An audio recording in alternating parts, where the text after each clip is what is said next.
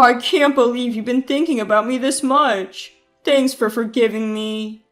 With these words, my husband tightly grasped the hand of his affair partner right in front of me. As I watched the two of them basking in apparent joy, I secretly smirked. Enjoy your fleeting dream together. I can't wait to see their faces twist in shock. My name is Molly, 29 years old. I met Pat at a mixer, and we're now in our 4th year of marriage. Pat works in sales for a typical company, and when he returns home always varies. About 3 years ago, he started coming home in the early morning every Friday. I immediately suspected infidelity. He would always be gazing at his phone when at home, and sometimes a foolish grin would cross his face. He would hastily hide the screen when I walked behind him, and sometimes there was a scent of women's perfume. "What are you looking at? You seem happy," I once asked him, testing the waters.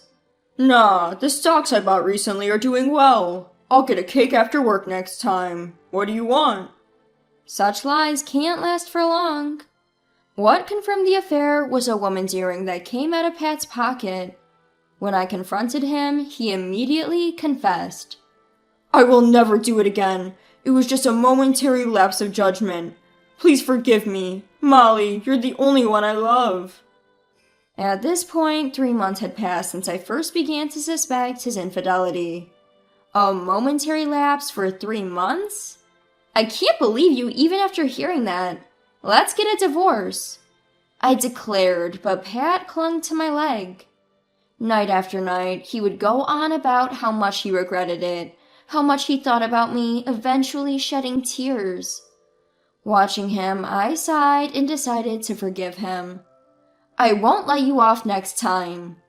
I gave him a stern warning, and we set some ground rules. Firstly, he must contact me whenever he's going to be late due to work. After work, he must return home directly, and if he wants to stop by somewhere, he needs my permission. It may seem controlling, but it's to prevent the same mistake from happening again. I set these conditions to alleviate at least some of my anxiety. "If that's what it takes to be forgiven," Pat agreed without hesitation. I was hoping that with this, Pat would reform, and we could eventually become a loving couple again. After all, he was the person I decided to spend my life with at one point. Although the wounds from his betrayal hadn't fully healed, I held on to hope for the future and decided to continue my relationship with Pat. However, even if he says such apologies, he's still a man who was intimate with another woman behind my back. Thinking about it just filled me with disgust. For a while, I decided to sleep in a separate bedroom from Pat. Half a year has passed since Pat's infidelity was discovered. He was diligently following the agreed conditions, but lately it seems like Pat is taking the agreement lightly. "Why didn't you let me know you'd be late? We agreed you would tell me when you'd be late, remember?" I questioned him when he arrived home at dawn. Pat let out an exaggerated sigh and retorted, "Do you really expect me to inform you every single time? Sometimes the conversation gets interesting, and before you know it, time has flown. How much control over me do you need? We're a couple. Shouldn't you trust me a bit more?" Honestly, who does he think he is, saying something like that? He was the one who caused all of this. Have you forgotten what you did? You were the one who agreed to these conditions, weren't you? If you can't stick to them, you're breaking the rules, right? If you can't keep your promises, I'll have to reconsider our relationship. Upon hearing this, Pat, who had been looking down on me with such confidence, suddenly looked uneasy.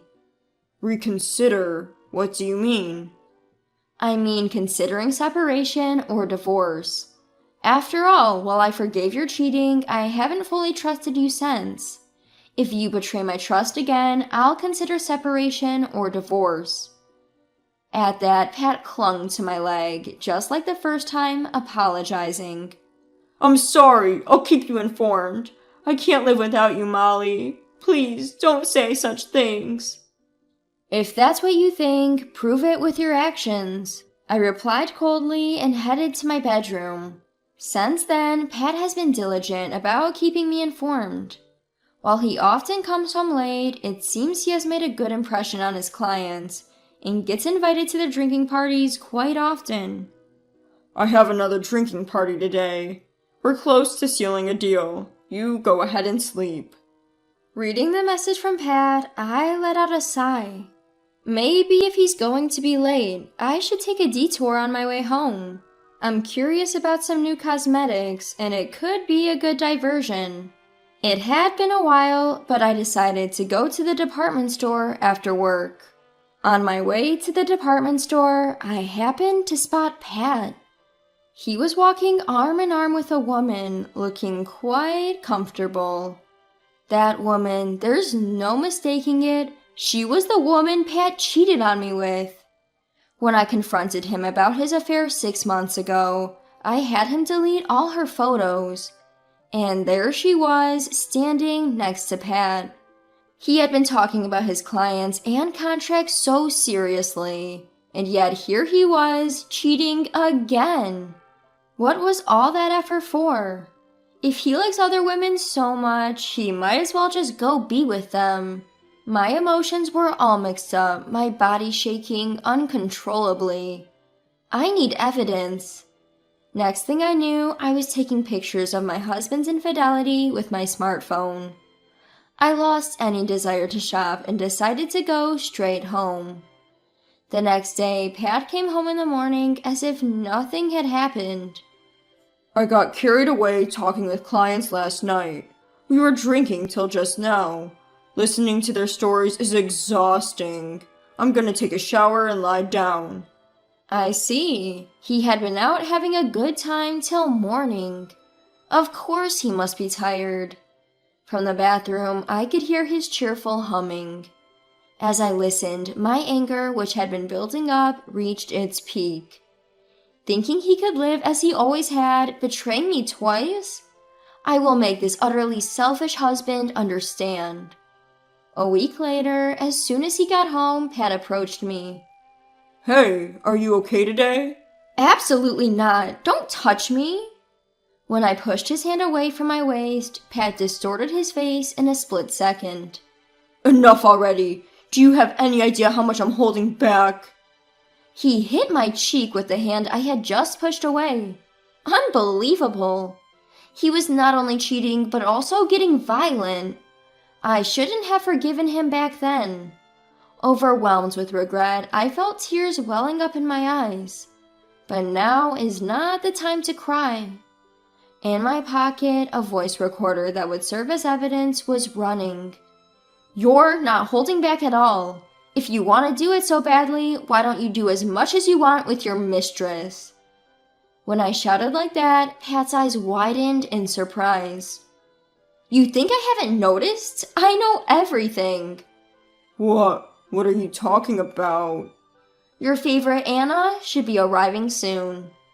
At the same time, the house's doorbell rang. Pat's face turned pale at the sudden appearance of his mistress. In fact, I had been in contact with Anna during the week. The moment she learned I was Pat's wife, she grimaced as if annoyed, but she immediately smiled when I said, I'm going to divorce him. I thought you would hold on longer, but you're surprisingly easygoing, huh? Let's sit down and talk, the three of us. That's how it happened, and I had told Anna to come here at this time today. As soon as Anna appeared, she said, We can finally be together, and quickly wrapped her arm around Pat's. Hey! It's okay, your wife knows already, and we finally agreed, so it's fine. Everything is set? That's right. I interrupted the two's conversation. I can't be with you anymore. Anna will be the one to support you from now on. Lucky you. He had a complex look on his face and was alternating his glances between me and Anna as he said, But, are you sure? But you... It's not about what's good or not. This is the best way for everyone to be happy. Pat seemed to be hesitating for a while at my words, but he seemed to have made up his mind as he nodded strongly. So you were thinking about me all this time. Thank you, Molly. I'll live with Anna. Thank you for understanding. Whether he misunderstood something, he took Anna's hand and squeezed it strongly. The two of them were so engrossed in their own world, it was as if they had forgotten I was there. Looking at their happy faces, I felt contempt anew. But their smiles would distort soon. Thinking about it, I couldn't help but grin. It's a shame that I won't be able to see what happens to these two from now on. I should have planted a camera. Well, I do have a voice recorder to record their conversations. I handed Pat the divorce papers, made him sign and put a seal on it, and packed up my small items. The movers will come for the rest of the stuff tomorrow, so see ya! With that, I said goodbye to the house I had lived in for 4 years. It was such an anticlimactic ending. 2 weeks later, a call came in. It was Pat. The time had finally come. I picked up the phone with a grin. Hello? Hello, Molly. A person claiming to be your lawyer just came by. What's going on? You said you were forgiving me, right? I didn't hear anything about alimony. That's right. Right after divorcing Pat, I had visited a law firm. I took pictures of the affair I had been recording when I called Anna to the house, and of course, the moment Pat laid his hand on me was also recorded. There was plenty of evidence, so I was able to get a notarized statement immediately. Still, I felt uneasy with just a notarized statement, so I asked the lawyer to visit him directly. I already received a report from the lawyer, so I was eagerly waiting for a call from Pat. I can't afford to pay alimony. This is out of the blue. I could tell how flustered he was, even over the phone, but I calmly replied, I never said I would forgive you, did I? It's pretty obvious you'd be asked to pay alimony after having an affair, don't you think? Plus, you raised a hand to me. What? Wait a minute. Yes, I shouldn't have hit you in the heat of the moment, but things were settled between you and Anna, right? Isn't that why you called Anna to the house? Pat began to talk rapidly. I watched him, ridiculous as he was, and told him with a triumphant tone. I continued, How dare you cheat on me behind my back and still think you can walk away unscathed? Do you think things are settled between Anna and me? What gave you that impression? How about you stop conveniently interpreting things in your favor? Let's talk about this, Molly. I forgave you once for your infidelity, but there won't be a second time. I was certain that even he, in his foolishness, would understand the gravity of the situation now. But contrary to my expectations, Pat exploded. You've got to be kidding me. If I knew it would come to this, I would never have chosen Anna. You deceived me. How many times does this man need to disappoint me before he's satisfied? As I stood in disbelief, unable to respond, I heard Anna's voice coming from the other end of the phone. What do you mean by that? Didn't you want to be with me? You told me I can't be with you because my wife won't divorce me. You deceived me too.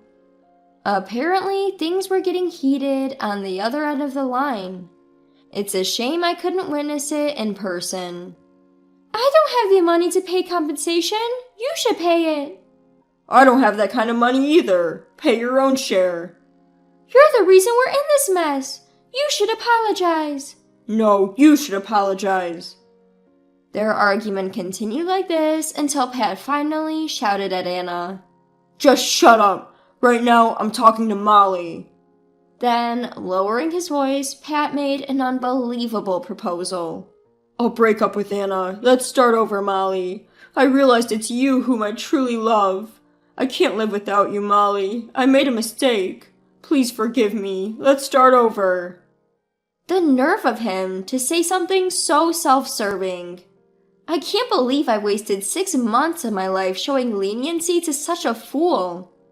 With all the volume I could muster, I yelled at Pat. Listen here, if your apology solved everything, we wouldn't need lawyers. Start over with you? The very thought makes me want to vomit. Whether you break up with her or not is irrelevant to me. I don't have the slightest intention of getting back together with you, and I absolutely will not cancel the compensation claim. Don't you dare contact me ever again. Wait, please. Molly, Molly. He kept calling out my name, but I simply hung up the phone. Several calls came in from him after that, but I ignored them all. Meanwhile, I found out the compensation of $35,000 and $15,000, a total of $50,000, had been deposited into my account. According to my lawyer, Pat and Anna got into serious trouble and even ended up involving the police. They both insisted that they were the victims and were only telling lies to protect themselves, leaving the police at a loss. In the end, they paid me the compensation, but it seems they're both trying to get the money back from each other, even going as far as filing lawsuits against one another. A man who cheats on his wife without a second thought, and a woman who willingly gets involved with a married man. A fitting end indeed. As for me, I took this opportunity to quit my job and move to a quieter place in the Vermont countryside, which I had been eyeing for a while. I think I'll take it easy, away from the hustle and bustle of the city for a while.